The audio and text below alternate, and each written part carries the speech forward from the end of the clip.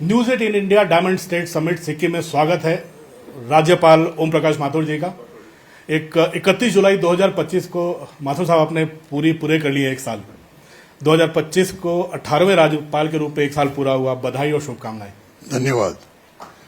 सबसे पहले तो मैं न्यूज 18 को और आपकी पूरी टीम को बधाई दूंगा कि जिन्होंने नॉर्थ ईस्ट के राज्य में पहली बार किसी चैनल ने पर्टिकुलर न्यूज 18 ने जो कॉन्क्लेव किया है उसके लिए न्यूज 18 को और आपकी पूरी टीम को मेरे ओर से बहुत बहुत बधाई।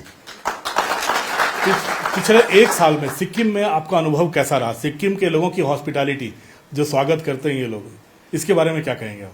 मुझे ऐसा लगता है लगभग पिछले 52-53 वर्षों से मैं सार्वजनिक जीवन में हूं और लगभग आधे हिंदुस्तान से ज्यादा का मैंने अनुभव भी लिया है, पार्टी के काम से भी, संघ के काम से भी, किसान संघ के काम से भी। मैं ये सोचता हूं कि साल भर में मुझे यहाँ ऐसा मानना है कि 7 लाख के आसपास आबादी है और एवरेज 10 लाख के आसपास टूरिस्ट आते हैं। मुझे आज तक किसी टूरिस्ट की एक कंप्लेन नहीं मिली और कंप्लेन के साथ साथ जहां होम स्टे बने हुए और जिस प्रकार से उनका आतिथ्य स्वीकार किया जाता है, मैंने ऐसा स्टेट या ऐसा कहीं नहीं देखा। सारे प्रदेशों में कहता हूं कि आतिथ्य सत्कार में इनके मुकाबले कहीं नहीं है। पूरा सिक्किम राज्य एकदम इंटीरियर भी होगा, जैसी सुविधा होगी उस सुविधा में वो जिस ढंग से उनका आतिथ्य सत्कार करते हैं ये अतुलनीय है और किसी प्रदेश में मैंने ऐसी चीज नहीं देखी। प्रधानमंत्री बार बार बात करते हैं 2047 में एक विकसित भारत की कल्पना भी करते हैं वो। इसमें आप एक साल हो गए सिक्किम में, तमाम साहब भी यहाँ पर हैं, इसमें सिक्किम की भूमिका कितनी अहम है? देखिए, मैं बताना चाहूंगा कि यहाँ के लोकप्रिय मुख्यमंत्री जी ने और या नागरिकों ने में प्रारंभ से ही सिस्टम इतना अच्छा बना रखा है। मुझे लगता है कि पर्यावरण को लेकर जितने सजग यहाँ के हैं और खाली राजनीतिक लोग नहीं, आम जनता के मन में भी पर्यावरण को लेके, अनुशासन को लेके, ट्रैफिक कंट्रोल को लेके जिस प्रकार से वो चाहते हैं, नवाचार करने के बड़े आदी है लोग। मैं काफी घूमा हूं, मैंने कई जगह देखा है कि वो कुछ न कुछ नया और फिर इतना इंटीरियर मेरे ख्याल से इतना दुर्लभ और कहीं प्रदेश नहीं होगा जहां लगभग रोड्स की। और 2023 के बाढ़ के बाद तो बड़ा कठिन परिस्थितियों में नॉर्थ सिक्किम में लोग रह रहे हैं, लेकिन मैं कई बार गया हूं, हर समय हसमुख और आतिथ्य स्वीकार जैसी सुविधा है वैसा मैंने देखा। तो मेरे लिए बहुत नया अनुभव है और नवाचार के नाते भी खूब तरह के नवाचार कर रहे हैं। और उसमें पर्टिकुलर जैसे 23 की बाढ़ में यहाँ खरगोश को अंगोरा बोलते हैं, अंगोरा के बहुत बड़े फार्म उनके नष्ट हो गए, लेकिन वो एक पर्टिकुलर इतनी बढ़िया वूल है उसकी। मैंने स्वयं ने तय किया कि राजभवन और मुख्यमंत्री कार्यालय जब सॉल्व भेंट करे तो इसकी करे। इसी तरह यहाँ की बच्चियां, पढ़ी लिखी बच्चियां, ये जो कॉस्मेटिक सारा सामान होता है बिल्कुल ऑर्गेनिक, मैंने उन बच्चों को मिला तो ऐसे सुंदर सुंदर जो शायद अपनी दुनिया से खरीद ले, इटली से ज्यादातर लाते हैं लोग, उससे अच्छे वो बना रहे हैं। और मैं वो सेल्फ हेल्प ग्रुप के नाते उन बच्चों को भी प्रोत्साहन करना चाहता हूँ। बहुत जल्दी ही उनका एक आउटलेट भी खुलने वाला, तो इस प्रकार के नवाचार करने की बहुत जबरदस्त आदत है। इसकी मार्केटिंग की भी बहुत जरूरत है, सीमा के लिए भी जरूर है। दिल्ली में देखिए, सबसे अच्छी बात ये हुई कि आदरणीय प्रधानमंत्री जी ने जो हम सीमा के गांव को कहते हैं हमारा अंतिम गांव, उन्होंने पहले दिन से ही कहा कि हमारा अंतिम गांव नहीं है, पहला गांव है। इसलिए पहले गांव के नाते उन्होंने बकायदा प्लान किया और प्लान करके उस विलेज का नाम दिया वाइब्रेंट विलेज। और वाइब्रेंट विलेज के साथ साथ वो डेवलप कैसे हो, यानी वहां से माइग्रेशन नहीं हो। जनरली अपन देखेंगे कि बॉर्डर पे रहने वाले, चाहे राजस्थान का बॉर्डर में 50 बार घूमा हूं, बॉर्डर पे रहने वाले कम रह गए, सब बाड़मेर आ गए, जैसलमेर आ गए, जोधपुर आ गए, लेकिन यहाँ के लोग वहां रहे, वही रुके। और इसलिए उनको ऐसा करने के लिए कई प्रकार की योजनाएं केंद्र सरकार ने दी है। एक और चीज हम लोगों ने 2 दिन में मांगी, बड़ी अनुशासन बहुत है यहाँ पे। अगर सड़क पे गाड़ी नहीं रुकनी है तो गाड़ी नहीं रुकती है, लोग उतरते नहीं है, जैसे हम अपने दिल्ली में और बाकी शहरों में देखते हैं, गाड़ियां लाइन से लगी रहती हैं, ट्रैफिक जाम पड़ा हुआ है। लेकिन मैंने पहले ही कहा अनुशासन, मैं बताया ना, पहले ही कहा कि हर व्यक्ति, सिक्किम का प्रत्येक नागरिक अपने आप को सीमित दायरे में रखे जीवन कैसे जीना उसमें लिमिट है। इसलिए आपको टैक्सी तक में डस्टबिन मिलेगी। आप टैक्सी में बैठे अगर कुछ डस्टबिन भी, कोई कागज भी बाहर फेंक दिया तो आपको लगेगा, वो ड्राइवर कहेगा नहीं, नो सर, आप इसमें ला लिए, हम गाड़ी रोक देते हैं। और कहीं पे भी आपको ट्रैफिक वायलेंस कहीं नहीं दिखेगा, जबरदस्त ट्रैफिक सेंस और अनुशासन भी है। कहीं पे भी जाते हैं, मैं तो एक बार एकदम, मेरे मित्र आए थे बॉम्बे के, मैं उनको एक वाइब्रेंट विलेज में ले गया था, तो काफी बड़ी संख्या हो गई थी, तो तो मैं जब वहां गया तो बच्चियों ने, पूरे परिवार ने, किसी ने दाल बनाई, किसी ने चावल बनाए, किसी ने रोटी बनाई, और पूरा परिवार हमको चौपाल की तरह बैठ कर भोजन किया। तो इस तरह का अनुशासन, इस तरह में आपस में सुने, इस तरह से आपस में प्रेम, फांसी थोड़ी बहुत आगे पीछे हो सकती है, 3 तरह के लोग भी रहते हैं, लेकिन आपस में जबरदस्त प्रेम है, ऐसा समझे चाहिए। इसलिए यहाँ क्राइम रेशियो भी बहुत कम है। सर, पीएम ने कहा कि लुकिस्ट पॉलिसी थी, अब एक्टिस्ट पॉलिसी होगी। एक्टिस्ट पॉलिसी में, क्योंकि ये बॉर्डर स्टेट है, कितना योगदान मिल रहा है सेंटर से, कितना सहयोग मिल रहा है आपको? आप राज्यपाल है, एक देखिए बीच की कड़ी हैं आप। देखिए, पीएम साहब ने जो बात कही बिल्कुल सही है। लुक इट का मतलब जाओ, देख आओ, घूम आओ, बॉर्डर में क्या हो रहा है, सड़क है कि नहीं है, बिजली है कि नहीं है, रोड्स है कि नहीं है, साधन बाकी जाने का है नहीं, पीने का पानी है कि नहीं है। तो उन्होंने कहा भाई ये नहीं चलेगा। और अगर आप याद करें, प्रधानमंत्री जी का लोकसभा में पहला भाषण, जब उन्होंने कहा था कि पूरे पूर्वांचल का विकास सामूहिक रूप से नहीं हुआ, और उसी में उनकी भावना प्रकट हो जाती है। अब उन्होंने तय किया है कि नहीं, जो भी काम होगा हम खुद उसको करके दिखाएंगे। और उसने निर्णय लिया, उन्होंने निर्णय ये लिया कि प्रत्येक मंत्री केंद्र का कम से कम एक नाइट स्टे जाकर के नॉर्थ ईस्ट में करे, और उसका परिणाम भी दिख क्या रहा, अधिकृत पैसा आ रहे, सड़कों के लिए बहुत बिहारों को जबरदस्त पैसा मिला सड़क बनाने के लिए, बाकी सुविधाएं। और मैं देख के आया हूँ 16,000 17,000 की फुट पे हमारे टैंक पहुंच गए हैं। तो ये जो सारी ये वास्तव में एक्ट हो रहा वहां पर, और फौज को भी इतने साधन दे दिए हैं। मैं डोकला भी जाकर आया, डोकला में ऊपर तक ऐसी गाड़ियां पहुंच गई है जो पहाड़ पे सीधी चढ़ सकती है। तो ये 10 साल पहले नहीं था। तो इसलिए प्रधानमंत्री जी ने जो कहा था पहले भाषण में, वो अपना पूरा कर रहे हैं। हम एक्ट करेंगे, हम खाली देखने नहीं जाएंगे, हम वहां के नागरिक को स्नेह करेंगे, उस नागरिक को भी एक हिंदुस्तान का गर्वशील नागरिक बने, ऐसी व्यवस्था करेंगे। आपने कई गांव के दौरे किए, वाइब्रेंट विलेज प्रोग्राम के तहत भी आप कई गांव में गए, कई गांव में घूमे, आप कई गांव में 2-2 बार हुआ चुके हैं पिछले अपने 1 साल के कार्यकाल में। क्या पाया है, क्या कमियां हैं जिसको दूर किया जा सकता है? मुझे लगता है कमियां तो बहुत थी, लेकिन पिछले दिनों में 10 सालों में और वर्तमान सरकार ने, एक तो ड्रिंकिंग वाटर, पहाड़ पे खूब बारिश होता है लेकिन भारी स्टोरेज नहीं होता पानी का, उसकी बड़ी प्रॉब्लम थी। तो ये प्रयत्न करके केंद्र स्टेट की सरकार ने पानी प्रॉपर्ली सब जगह पहुंच जाए, और पानी, drinking water, fresh drinking water मिले, रोड की कनेक्टिविटी बढ़े, हर जगह सुविधाएं बढ़े, बिजली हर जगह पहुंचे, ये सारी चीजें उन्होंने करी है। और ऐसा लगता है कि अब धीरे धीरे वाइब्रेंट विलेज नहीं, विकसित विलेज में बदल जाएंगे। आपका एक खास इनिशिएटिव था जो दिल्ली में काफी चर्चा में आया था माथुर साहब। आपने एक डोकला के नजदीक डिचू गांव गए थे आप, और वहां के लोगों के जीवन में नई रोशनी आई है आपके उस दौरे के बाद। वो जब क्या है? जब डोकला में सड़क बनने लगी तो काफी दूर से इधर उधर के सिक्किम के लोग अलग स्थान पे बस गए थे। तो बस गए थे तो वहीं बसना चाह रहे थे, दुचुमा आता था वो गांव, लेकिन उसमें कोई न तो बिजली थी, न उनके मकान भी टीन शेड के नहीं थे। तो मेरे पास इस क्षेत्र के जीएसओ मिस्टर राठौर, जो मेजर जनरल है, वो मेरे साथ थे। मैंने उनका कहा कम से कम आर्मी इतना तो करे कि इनकी लाइट की व्यवस्था करे तुरंत, और इनके जो ऊपर टीन शेड टूटे फूटे लगे ताकि बारिश में, तो उसका बड़ा लाभ हुआ और वो लोग बड़े प्रसन्न है। और एकदम इंटीरियर, और आर्मी का ये कहना है कि हमारे सारी चीजों को जानकारी रखने, हमको सूचना देने वाले लोग हैं। तो इसका इम्पैक्ट पड़ा, और आसपास के गांवों में भी उसका इम्पैक्ट पड़ा। महिला सशक्तिकरण को लेकर आप काफी सजग रहते हैं, और आप एक दौरे से लौट रहे थे तो एक गांव में रुककर आपने वुमेन एम्पावरमेंट के लिए, ग्रामीण अर्थव्यवस्था के लिए आपने कहा था वुमेन एम्पावरमेंट बहुत जरूरी है। आपने एक जैविक मक्का खरीदा था एक गांव में रुककर। तो क्या इस तरह का आपका टूर चलता रहता है जहां आप लोगों को प्रमोट करें? देखिए, बेसिकली अगर मेरे बारे में सोचे तो मूल तो मैं किसान हूँ, और मैं चाहे कहीं पे भी रहा हूं, मैंने पहली बार खेती की ओर ध्यान दिया। और मैंने वो खेती के नाते मेरे फार्म को 48 डिग्री में भी 50 डिग्री तक भी मैंने आम पैदा किए हैं। वाटर हार्वेस्टिंग का बहुत बड़ा काम मैंने मेरे गांव में किया। तो मेरी इच्छा रहती है कि गाँव में जाऊं, गाँव के बीच बैठूं, ऑर्गेनिक मक्का देखूं, उनकी क्या स्थिति, उनसे बातचीत करूं। और लगभग मैं जहां भी गया हूं तो एक तरह से गांव की चौपाल के रूप में बैठा हूं। सारे गांव के लोग मेरे साथ बैठते, चाहे वो मैं नाथांग गया हूं, चाहे मैं कुप्पू गया हूं, कहीं पे भी गया हूं, सब गांवों में मैंने वो सारा चीज किया।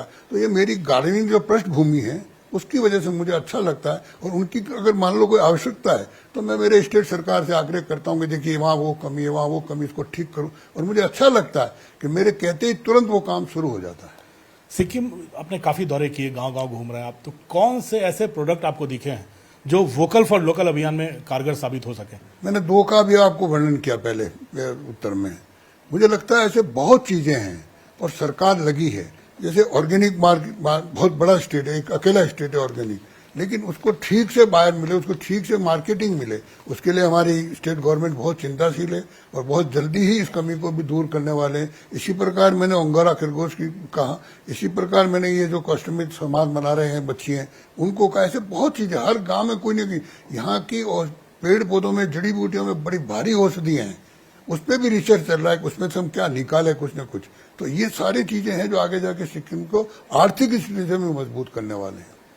आप ऐसे राज्यपाल हैं जिन्होंने गवर्नर को राजभवन से बाहर निकाल के सड़क पर ला दिया है, जो जनता के बीच जा रहा है। क्या आप मानते हैं कि राज्यपाल का जो दायित्व होता है राजभवन और कार्यालय में सीमित नहीं होना चाहिए, जनता के बीच राजभवन जनता के लिए भी होना चाहिए? मैंने जैसा बताया कि मैं पिछले 52 वर्षों से जनता के बीच में रह रहा हूँ, और राजभवन वास्तव में तो राज्यपाल का काम है कि केंद्र और स्टेट की सरकार के बीच में सेतु का काम करे, और वो सेतु तब सफल बन पाएगा कि वो स्वयं जाकर के गांव को देखे, वहां की प्रॉब्लम को समझे, और इसके साथ साथ गांव के लोग भी खुले मन से आकर के मिल सके। जितने जैसे हमारी भाषा में यहाँ अपॉइंटमेंट बोलते हैं, साहब आज आप ये अपन, लेकिन मैंने कह रखा कि जो भी आवे मैं सबसे मिलूंगा, और मिलने से मुझे कई तरह की जानकारी भी मिलती है और उसका मुझे लाभ भी होता है। मैंने कुछ डिपार्टमेंट्स की भी अलग अलग बातचीत की, भाई कहाँ क्या चीज है, कैसी कमी रहती है, उसके लिए भी करता हूँ। और मेरा मन भी रहता है कि गाँव में रहते हुए, और राज्यपाल को घूमना ही चाहिए, वास्तव में राज्यपाल बैठने के लिए नहीं। और भगवान की कृपा से मेरा तो स्वास्थ्य भी अच्छा है। मैं जब 1700-1600 फीट पे गए तो बीआरओ वाले, आर्मी वाले कह रहे साहब आप नीचे मत उतरिए। मैंने कहा नहीं, मैं उतरूंगा, मैं घूमूंगा, देख के आऊंगा कैसे रह रहे हैं, क्या रह रहे हैं। तो ये मेरे स्वभाव में है। राज्यपाल को भवन से निकलना चाहिए, इस बात के पक्षधर हैं, लेकिन एक चीज है जो दिल्ली में एकदम खबर नहीं आती है, हर कई राज्यों से आती है कि राज्यपाल और मुख्यमंत्री में खटपट हो रही है। आपके राज्य से बिल्कुल नहीं आती। क्या दोस्ती हो गई आप लोगों में इतनी कि कोई खबर बाहर नहीं आ रही है? नहीं, ऐसा है कि कोई अपने आप में सीमित कर लेता है तो खबर बाहर नहीं आती। खुले मन से अगर दोनों जो है, चाहे सरकार हो, स्टेट सरकार के सीएम हो, राज्यपाल हो, खुले मन से अगर बात करते, और हमारे यहाँ के तो सीएम इतने लोकप्रिय हैं कि मेरे साथ चलते तो मुझे लगा वो हाथ मिलाते रुक जाते, मुझे आगे बढ़ जाता पड़ता है, और हर एक को नाम से बुलाते हैं। तो वो जब भी कोई मौका होगा, मेरे मना करने के बावजूद भी वो जरूर आएंगे, मिलेंगे, नहीं भी पहले जाऊंगा, मैं आपसे मिलना आऊंगा। तो ये जो सामंजस्य है, और मेरा खुद का भी मन लगता है कि चलो इस बहाने हम आपस में, और बाद में कह रहा हूँ ये सेतु है, और सेतु तभी मिलेगा कि आप पे ऊपर रोड अच्छा हो। नहीं तो अगर रोड में खड्डे हुए तो वो सेतु नहीं बन पाएगा, ना गवर्नर अपना विकास कर पाएगा, ना स्टार्ट को तो केंद्र की सहायता होनी वो हो पाएगी। इसलिए मेरा बहुत स्पष्ट मानना है कि गवर्नर यानी अब राजनीति से ऊपर उठ करके वो जो स्टेट में भेजा उसके अनुसार उनकी क्या समस्या है उनको भी सुने शांति से, खाली आदेश नहीं दे, उनको भी शांति से सुने, चीफ सेक्रेटरी को बुला के सुने, डीजी को बुला के सुने, भाई क्या प्रॉब्लम है, तो उसमें से धीरे धीरे सामंजस्य बढ़ता है। चलो ये बात मुझे लगता है ये बात उदाहरण है बाकी राज्यों के लिए भी कि कम से कम इतने सामंजस्य के साथ काम चल रहा है। दूसरे राज्यों के लिए ये एक बड़ा उदाहरण है। माथुर साहब, सिक्किम का राज्यपाल बनने के बाद कुछ इनिशिएटिव ऐसे होंगे जो आपको लग रहा होगा कि ये हमने उठाए तो इसका फायदा हुआ है। वो 1-2 इनिशिएटिव जो है मैं चाहता हूं आप बताएं, देश की जनता भी देख रही है, यहाँ के लोग भी सुन रहे हैं। देखिए, एक तो आदरणीय प्रधानमंत्री जी ने बॉर्डर के लिए और आर्मी को जबरदस्त पैसा दिया आता है। एक सद्भावना मिशन है, सद्भावना मिशन के तहत आर्मी का आता वो पैसा, और वो आर्मी कहीं अस्पताल की कमी है, कहीं कम्युनिटी हॉल की कमी है, कहीं क्या कमी है, तो उसको वो दूर करता है। तो मैंने ऐसे 3-4 उदाहरण यहाँ भी किए हैं, उसका बड़ा लाभ हुआ। इसके साथ साथ जो ये नवाचार कर रहे हैं, इन नवाचार पर लोगों को बुलाना, अब मैं बताऊंगा आपको कि हमने गरीब बच्चों को छांटा, और गरीब बच्चों को छांट करके उनको यूपीएससी में ठीक क्लियर हो, तो राजभवन के खर्चे से हमने 15 बच्चों को दिल्ली भेजा, उसका टोटल खर्चा राजभवन उठाएगा। इसी के साथ मैं अगर कहीं गया हूं, कोई बहुत बीमार है जिसका एम्स से बिना इलाज नहीं हो सकता, तो राजभवन का दायित्व बनता है कि उस बच्चे का इलाज करवावे। इसी तरह जहां कोई छोटी मोटी कमी दिखती है तो मैं उसको पूरा करता हूं। इसी तरह मैंने अंगोरा का बताया कि उसकी वजह से बने, तो इस तरह के काम मैं करता हूँ। जो हमारे पास लिस्ट है उसमें गाँव में गवर्नर कार्यक्रम, किसानों के बीच जाकर सीधे संपर्क स्थापित करना, राज्यपाल प्रतिभा प्रोत्साहन योजना, ये सब आपकी ही देन है? हाँ, मैं करता हूँ, मेरा स्वभाव है, मैं पहले भी करता हूँ, और मेरी तो कई जगह कई प्रकार की मेरी संस्थाओं द्वारा परीक्षा ली गई है, उन परीक्षाओं में खरा उतरा हूँ, इसलिए मुझे ऐसा शौक है कुछ काम करने का। चलो, लोगों के लिए अच्छा है कि इतना काम करने वाला गवर्नर मिला है सिक्किम को बहुत अरसे के बाद, जो राजभवन से बाहर निकल कर नहीं, आया। ऐसी घटनाएं भी घटी। कई बार मेरे बाहर के मित्र, अन्य स्टेट्स के मित्र, बॉम्बे के मित्र, दक्षिण के कहीं के मित्र आए, उनको कहीं ले गया, उन्होंने सीधा प्रश्न पूछा कि राजभवन को राज्यपाल को जानते हो? हाँ, ये तो हमारे गांव में 2 बार आ चुके। ऐसे जवाब नहीं मिले उनको। तो ये सब कुछ जानकारी है वहाँ। अब चलो, सिक्किम बहुत अच्छा करे अगले कुछ सालों में, तमाम साहब और आपके नेतृत्व निश्चित में। रूप से अच्छा करेगा और मुख्यमंत्री जी और पूरी ताकत से लगे अच्छा करने के लिए, और सिक्किम कितना सुंदर बने उसकी भी पूरी ताकत से हमारे सीएम लगे। माथुर साहब, आप थोड़ा सा व्यक्तिगत सवालों पे मैं आ रहा हूँ। आप 50-52 साल का अनुभव है आपका, संघ से आप शुरू से जुड़ गए, युवा अवस्था से ही। राजा परिवार के थे आप, कहाँ राजा परिवार के लोग बैरिस्टर बन के पढ़ाई करते थे और ये कहाँ संघ में जुड़ गया ये युवा? देखिए, मैं बचपन से संघ में नहीं जुड़ा था, लगभग कॉलेज के 2य वर्ष में आया, लेकिन बचपन से ही मुझे घुड़सवारी, स्कूल में, कॉलेज में घुड़सवारी का बड़ा शौक था, घुड़सवारी करता भी था, और ये कहना चाहिए कि खेती का भी बड़ा शौक था। खेल में मैं स्टेट लेवल पे हॉकी में, 400 रिले में दौड़ा हूँ, खुद को, तो शौक था। संयोग से मेरे ख्याल से 69 के एंड का अवसर होगा, तो वहाँ आरएसएस की शाखाएं चलती थी, हमारा कोई संबंध नहीं था। और मैं बहुत छोटे गांव, आज भी मेरा परिवार छोटे गांव में ही रहते हैं, जो भी भाई भतीजे। तो पास में तहसील हेडक्वार्टर था बाली, वहाँ एक कार्यक्रम होने वाला था संघ का, प्रांत के प्रचारक आए हुए थे, तो हमको भी 5-7 लड़कों को बुला लिया। थोड़े शुरू से मजबूत थे, हमारी एक तरह से लड़कों की गाँव के छोरे जैसे होते हैं ना, उस तरह के हम लोग थे, एकदम हल्लड़ जीवन जीना, मस्ती से जीवन जीना। तो उन्होंने हमको निमंत्रण दिया कि आज हमारे आरएसएस का कार्यक्रम है, आप जरूर देखना आना। तो हम चले गए, जवान आदमी थे, उत्सुकता रहती उस उम्र में आदमी को। वहां गए तो वो जो ध्वज लेकर के घोड़े पे बैठने वाला व्यक्ति था, वो जैसे ही वो इनका बैंड बजता संघ का, और वो बिदकता था घोड़ा, वो था तांगे का घोड़ा। तो वहां के जो काम करने वाले जिला प्रचारक थे, उनको ध्यान था कि घुड़सवार है। उन्होंने कहा, हमारा घोड़ा बिदक रहा, मैंने कहा इसको मैं भी ठीक कर देता हूँ। तो मैंने उसको 2 बार, पास में सूखी नदी, हम बिल्कुल पहाड़ी के तलेटी में हमारा गाँव, तो सूखी नदी में 2-3 चक्कर कटवा के तो उसके मुंह में भागा आगे वो से खड़ा हो गया। लेकिन वो तो जैसे ही बड़े वाले वॉश ड्रम पे डंका पड़े और घबरावे। फिर मुझे कहा, आप बैठ जाओ। मैंने कहा, मेरे पास तुम्हारी ड्रेस ही नहीं, मैं कहाँ से बैठ जाऊँ?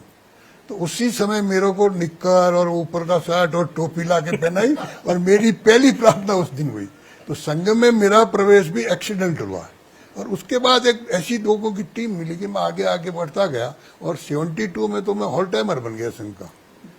तभी तो घोड़े पे चढ़ा दिया, फिर घोड़ी पे नहीं चढ़ पाए। अभी नहीं चढ़ पाए, अभी नहीं चढ़। लेकिन ये मिसाल है, कोई संभावना भी नहीं है। सर, कुछ ऐसी यादें हैं संघ के से जुड़ने की, तो आपने बताई। कुछ ऐसी शुरुआती दिनों की यादें हैं, आज जो लोग टॉप पे हैं, नरेंद्र भाई भी, मोदी प्रधानमंत्री हैं, आप किसान मोर्चा में थे, वो प्रचारक थे, आप लोग दोनों ने काफी साथ काम किया। कई तस्वीरें हमने युवा अवस्था की देखी है, जो आप लोग एकदम युवा साथ खड़े हो। क्या यादें हैं? मतलब आप लोग कभी सपने में सोचा था कि हम लोग ऐसे यहां तक पहुंचेंगे? नहीं, सोचने का तो सवाल ही नहीं। उस समय सोचने वाला कॉलम तो हमारे मस्तिष्क से बंद रहता था, हमको काम करने का कॉलम हमारे चालू रहता था। और निश्चित रूप से संघ का काम करते करते काफी अच्छे अनुभव आए। और मुझे क्या हुआ कि इमरजेंसी के तुरंत बाद 79 पूरे समय जेल में रहा मैं, 11 महीने से ज्यादा लगभग। और जेल में से छूटने के बाद 79 में श्रद्धेय दत्तोपंत ठेंगड़ी जी ने भारतीय किसान संघ खड़ा किया। तो किसान संघ के नाते, क्योंकि मैं खुद फार्मर का बेटा था, खुद पढ़ाई भी मेरी एग्रीकल्चर की हुई, तो उन्होंने मुझे फिर किसान संघ का दायित्व राजस्थान का दिया। और राजस्थान का किसान संघ का दायित्व करते करते मुझे राष्ट्रीय दायित्व भी मिला किसान संघ का। उसी समय क्या था कि हमारे राजस्थान में जीरा बहुत है। वैसे संघ के प्रधारक नाते मिलना जुलना था नरेंद्र भाई से, बाकी लोगों से, लेकिन ये जो जीरा आंदोलन हुआ, उसमें जीरा हम पैदा करते थे, मार्केट गुजरात में था, तो उसमें बहुत बैरियर थे, तो किसान को बहुत अन्य परेशानी होती थी, पैसा भी नहीं मिलता था। तो हमने वो आंदोलन किया था। उस आंदोलन में हमने, उस समय मोदी जी वहां के संभाग प्रचारक थे, अहमदाबाद ही हेडक्वार्टर था, हमने उनको कहा कि आप भी सहयोग कर दिए, उधर से आप कुछ हमारी मदद करिए, इधर हम लेकर आएंगे। बड़ा ऐतिहासिक आंदोलन हुआ, वो बड़ा जबरदस्त। और उसी समय वहां स्टेट गवर्नमेंट के सेल टैक्स संबंधी सारे अधिकारी वहीं बैठ के नियम बदला। उस समय जब बाद में ये हुआ, और उसके बाद 86 में आते आते गुजरात में किसान आंदोलन हुआ जबरदस्त। उस आंदोलन का पूरी भूमिका मेरा काम करने का रहा। मोदी जी बाहर से संग नाते सहयोग करते रहे। उस समय हमारी घनिष्ठता काफी बढ़ गई, और उस समय बढ़ने की वजह से क्या हुआ कि उसमें आंदोलन भी जबरदस्त हुआ, फायरिंग हुई, काफी कैजुअलिटी भी हुई, लेकिन उसके बाद हमारा निरंतर मिलना जुलना हुआ। और 889 आते आते मैं इधर आ गया राजनीति में। क्योंकि जब मुख्यमंत्री बने थे नरेंद्र भाई मोदी गुजरात के, तब आप राज्य के प्रभारी बने थे उसी 1 साल के बाद। नहीं, मैं आप सबसे पहले मुझे काम दिया गया 2000 में मध्य प्रदेश का, और मध्य प्रदेश में भी ऐसा विचित्र काम किया। नरेंद्र भाई जब तक संगठन के काम में ही थे, 95 के बाद वो दिल्ली आ गए थे, लेकिन उस समय तक वो वहीं थे। तो जब मैं मध्य प्रदेश गया तो उस समय अटल जी अडवाणी जी ने मुझे उमा जी को देखा, भेजा, उमा जी को नेता बना के करना। बड़ी कठिन परिस्थिति थी। संयोग ऐसा बना कि उस समय दिग्विजय सिंह के 10 साल की सरकार हट गई, उमा जी चीफ मिनिस्टर बन गई। उसके बाद 2004 के लोकसभा के बाद मैं पूर्णतः प्रभारी बना। लेकिन कोई भी गुजरात का ऐसा चुनाव नहीं है नरेंद्र भाई जाने के बाद जहां मैं का काम दायित्व है नहीं है, और हर चुनाव में मेरा इन्वॉल्वमेंट रहा है। और 2007 का चुनाव तो बहुत मेरे लिए कठिन था गुजरात का, लेकिन उसमें भी बहुत अच्छे मत आए। 117 सीट उस समय भी आई थी, तो हमारी घनिष्ठता उससे बढ़ती गई। कभी चिंता नहीं होती थी उस समय मौत का सौदागर जैसे स्टेटमेंट आते हैं, और आप प्रभारी थे राज्य के, नरेंद्र भाई को कैंपेन करना था? नहीं, देखिए, हम उसकी चिंता नहीं करते। 2000 मौत का सौदागर कहने से कोई उसका नहीं रहता। नरेंद्र भाई अपना काम करते रहते, लेकिन एक अच्छा सिस्टम बन गया था कि पूरा नीचे का बैकग्राउंड मैं और मेरे साथ अमित जी भी रहते थे। अमित जी और हम संभालते थे, बाकी वो फील्ड में रहते थे। और उन्होंने जो 5 साल काम किया उसकी वजह से लाभ हुआ। और कई बार होता था मन में परेशानी भी होती थी, उन्हीं दिनों में कई कठिनाइयां भी आई, लेकिन उन कठिनाइयों को पार करते हुए भी, क्योंकि उन्होंने नीचे जाने का काम किया और हमने संगठन को संभालने का काम किया, उसका हमें लाभ मिला। मध्य प्रदेश प्रभारी बने, आप जीते। अभी हाल के दिनों में उत्तराखंड में आप प्रभारी बने, जीते, मुख्यमंत्री तक बनाने में रोल प्ले किया। छत्तीसगढ़ में भी चुनाव बिल्कुल हारने ही वाले थे, हार के मुंह से आप लोग जीत प्रभारी बने, अब जीत कर आए। महाराष्ट्र ऐसा लग रहा था कि सुपड़ा साफ हो रहा है बीजेपी और गठबंधन का, जीत के आए। सब कुछ जीतने के बाद कभी ऐसा नहीं लगता है कि आपको कोई आके पीठ थपथपाए, वाह आपने बहुत अच्छा काम किया है? ये शुरू से संगठन वाले लोग क्यों फिर नेपथ्य में चले देखिए, गए? शुरू से एक तो आपने कहा कि मैं राजा का बेटा तो नहीं था, लेकिन जमींदार का बेटा था। मैं निश्चित रूप से बड़ी बड़ी जिम्मेदारी थी। कुल मिला के जब जमींदार का बेटा होता है ना, तो वो स्वाभिमान से जीता है, वो किसी का आशीर्वाद से थपथपाने से नहीं जीता। तो वो निश्चित रूप से इन चीजों की परवाह नहीं की, काम पे काम करते रहे। और फिर जब मैं जिस प्रदेश में काम करता हूँ, तो वहां मैं थोड़ा अपना मन मर्जी भी चलाता हूँ, वहां मैं बाकी चीजें कम सुनता हूँ। मुझे पता है कौन जीतेगा। और छत्तीसगढ़ में तो मैंने इतने उदाहरण किए जो शायद आप लोग भी नहीं जानते कैसे कैसे उदाहरण हो सकते हैं, और वही जीत का लक्ष्य होता है। और कुल मिला के धरती पे हमारा काम तो ही, उस काम को इकट्ठा करके एक दिशा में लगाने का काम अगर कोई करे तो निश्चित रूप से विजय श्री मिलती है। और ये मेरी जीत नहीं है, मैं नहीं जीता हूँ, वहां के कार्यकर्ता जीते, वहां का ऑर्गेनाइजेशन जीता है, और वहां के हमारे नेता जीते। हम तो एक खाली माध्यम बनते हैं जाकर के, और वही माध्यम में यहाँ राज्यपाल के नाते भी कर रहा हूँ। माधव साहब, एक मुझे याद है भैरव सिंह शेखावत जी उपराष्ट्रपति थे, मैं एक कार्यक्रम में बैठा था सामने पत्रकार की तरह, अटल जी थे प्रधानमंत्री, उप प्रधानमंत्री आडवाणी जी थे, तो भैरव सिंह शेखावत जी ही जो वैसा विटी रिमार्क कर सकते थे। मैं आप अपने आप से लिंक करके देखना, उन्होंने कहा कि खुद तो पीएम डिप्टी पीएम बन गए और मुझे बना दिया महामहिम।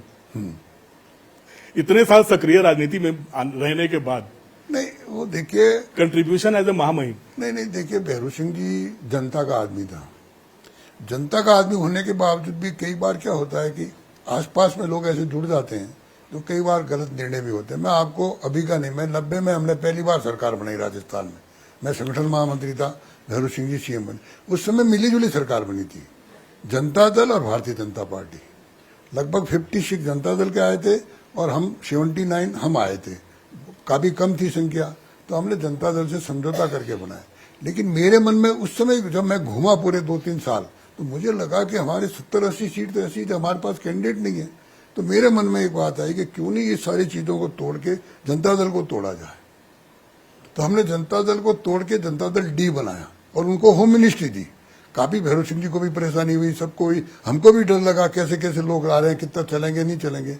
और उन्हीं दिनों में क्या होता है, जनता दल डी बनने के बाद 1992 में बाबरी ढांचा ढूंढने में सरकारें भंग की जाती, 5 सरकारें, राजस्थान, मध्य प्रदेश, उत्तर प्रदेश, दिल्ली और हिमाचल। उन 5 सरकारों में जब वापस चुनाव होते तो भैरव सिंह जी के मन में आया कि मैं गंगानगर लड़ूंगा। तो मैंने उनको कहा कि आप गंगानगर से हार जाओगे। वो नहीं माने मेरी बात। अब तुम कल पॉलिटिक्स में आए, मुझे क्या सिखाओगे। अब बात बड़े आदमी थी, लेकिन वो जनता के आदमी थे, इसमें कोई दो राय नहीं। तो उन्होंने कहा नहीं साहब, वो माने नहीं, तो मैं जबरदस्ती एक फार्म हमारे एक कार्यकर्ता से, मेरी खुद की गांव जहाँ कॉन्स्टिट्यूंसी लगती है, वो उस कॉन्स्टिट्यूंसी बाली में भरवा दिया। फिर वो अखबार में आना ही था, अखबार में आते काफी नाराज भी हुए, पर वो गए एक दिन के लिए, और जाते जाते बाली में कह के आया, भाई मुझे तो यहाँ गलत फंसा दिया, मैं तो खाली करूंगा सीट। अब संयोग ऐसा बनता है, प्रभु कृपा ऐसे बनती है कि गंगानगर इतना बड़ा लीडर माननीय सदैव भैरव सिंह जी तीसरे नंबर पर रहते हैं, और बाली से जीते जब भैरव सिंह जी सीएम बने। लेकिन उस बात को उन्होंने माना कि अगर आज मैं बाली में इस जबरदस्ती इस बालक ने नहीं भराया होता फार्म, तो आज क्या स्थिति होती। तो ये जो चीजें हमारी खुली थी, तो वही उसी समय दिल्ली में भी वही घटनाएं घटी। तो उस समय मैं बहुत प्रत्यक्षदर्शी हूँ। जो आपने एक और व्यक्तिगत सवाल, आप संघ में शामिल हो गए युवावस्था में, कॉलेज में आने के बाद अपने तय कर लिया कि अब प्रचारक बन गया, अविवाहित रहूंगा। क्या घर वालों, एक जमींदार परिवार के थे, क्या घर वालों में विरोध नहीं हुआ कभी की? देखिए, माँ का जरूर विरोध हुआ प्रारंभ में, वो मिलना भी चाहती थी, आने बुलाना भी चाहती थी, लेकिन मेरे पिताजी शुरू से कठोर थे जीवन में। जो अगर बिना पूछे गया और कोई अच्छे से काम के लिए तो जाने, तो आप आश्चर्य करोगे, मैं 11 माह जेल में रहा, और जेल में भी मुझे खूब यातनाएं भी हुई। बाद में जेल जोधपुर भी कर दिया। तो जोधपुर पिताजी माताजी कई बार कोशिश की कि माँ मिलने जा, लेकिन पिताजी ने नहीं आने दिया। इसी तरह पिताजी के दोस्त थे वहां कलेक्टर पाली में, उन्होंने कहा साहब इनको फोन करके कह दोगे या जाके कह दोगे तो पैरोल मिल जाएगा। उन्होंने कहा गया वो अपनी मर्जी से कि मैं नहीं जाता। इसलिए विरोध माँ का जरूर एक आत्मीयता रही, लेकिन पिताजी ने कभी उसको गुस्सा नहीं दिखाया, ना बड़े भाई ने दिखाया उस समय गुस्सा, और उनका नहीं ठीक जगह गया, जाने दो, क्या दिक्कत है। इस 52 साल के सफर में जो राजनीति का रहा है, सक्रिय राजनीति का, अब राज्यपाल होकर बहुत सक्रिय हैं, इसमें अगर बोला है तो एक अचीवमेंट जो आपको, जो बहुत आत्मा को शांति देता हो, और एक रिग्रेट क्या हो सकता है? देखिए, अचीवमेंट ये कह सकता हूं कि प्रभु कृपा से 52 सालों में, कल क्या होगा मुझे पता नहीं, 52 सालों में जैसे राजनीति में रहे हुए व्यक्ति के बारे में कई प्रकार की चर्चाएं होती है, प्रभु कृपा से मैंने अभी तक नहीं सुनी, मेरे मित्रों ने न सुनी, ना मेरे परिवार में कोई ऐसी बात सुनी। और मैंने वहां रहते हुए अपने जीवन में भी कोई न्यूनता नहीं आने दी। मैं, आप कल्पना कर सकते हो, मेरे जैसे व्यक्ति इतने बड़े परिवार व्यक्ता 10 साल में गैरेज में रहा हूं जयपुर में। मैं सार्वजनिक भी कहता हूं, इसमें नहीं, अभी एक किताब का संघ विमोचन करने गया था, तो मैंने कहा मैं कि आप लोगों को पता है मैं 10 साल जयपुर में गैरेज में रहा हूं। और प्रारंभ में तो ऐसे दिन थे कि मेरे पास बिस्तर भी नीचे, खाट तो सवाल ही नहीं, बिस्तर भी नीचे का एक था, तो कोई दूसरा किसान आता तो उसको आड़ा बिछा के पांव नीचे रहते थे और सोते थे।